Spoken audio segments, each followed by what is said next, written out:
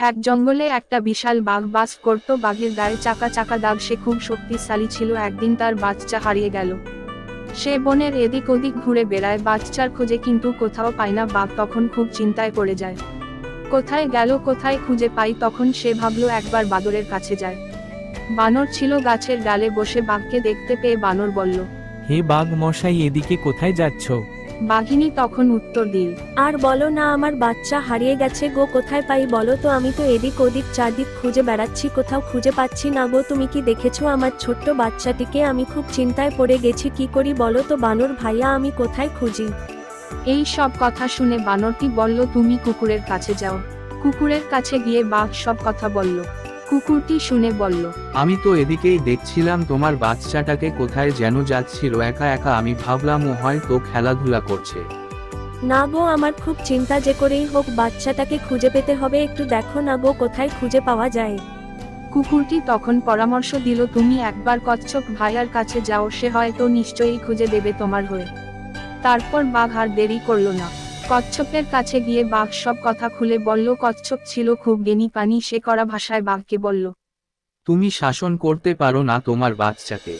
বাঘ বলল, আরে আমি কি করি বলো তো? ওই আমার একটাই বাচ্চা, ওকে আমি কোথাও খুঁজে পাচ্ছি না। ওকে আমি কি শাসন করি বলো তো? ও চারদিকে ঘুরে বেড়ায়। ঠিক আছে কচ্ছপ ভাইয়া, আমি দেখছি কোথায় পাওয়া যায় আমার বাচ্চাটাকে। এই বলে বাঘটি কচ্ছপের কাছ ছেড়ে অন্য জায়গায় খুঁজতে গেল। গোটা বন গেল, বাঘের বাচ্চা হারিয়ে গেছে। বনে চিন্তায় মরল, সবাই খুঁজতে বেরিয়ে গেছে বাঘের বাচ্চাকে, কিন্তু কোথাও খুঁজে পাচ্ছে না কেউ। কি হলো, কোথায় গেল? ব্যাঙ এই কালকে দেখেছিল বাঘের বাচ্চাকে, শিয়ালকে এসে বলল, শিয়াল ভাইয়া বলল, হ্যাঁ আমিও তো দেখেছি, কিন্তু কোথায় গেল? চলো আমরা সবাই মিলে বাঘের বাচ্চাকে খুঁজে দেয়। কিন্তু কোথাও খুঁজে পাওয়া যাচ্ছে না বাঘের বাচ্চাকে। এ তো বেশ মুশকিল, বাঘ তো চিন্তায় গেল। আর এদিকে শিয়াল ভাইজাও বাঘের বাচ্চাকে খোঁজার জন্য এদিক ওদিক সন্ধান শুরু করে দিল, কিন্তু কোথাও খুঁজে পেল না।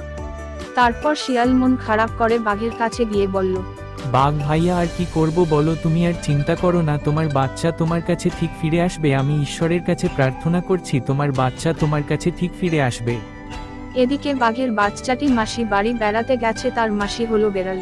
বাঘের বাচ্চাটিকে নিয়ে বাঘের কাছে এসে হাজির। বাঘ তো তার বাচ্চাটিকে দেখে খুব চিন্তায় পড়ে গেল।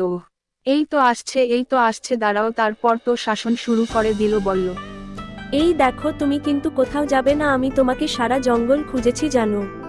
আচ্ছা মা, আর কোথাও যাব না, আমি মাসি বাড়ি গিয়েছিলাম। সেদিনের পর থেকে বাঘের বাচ্চা তার বাবা মাকে না জানিয়ে আর কোথাও যেত না।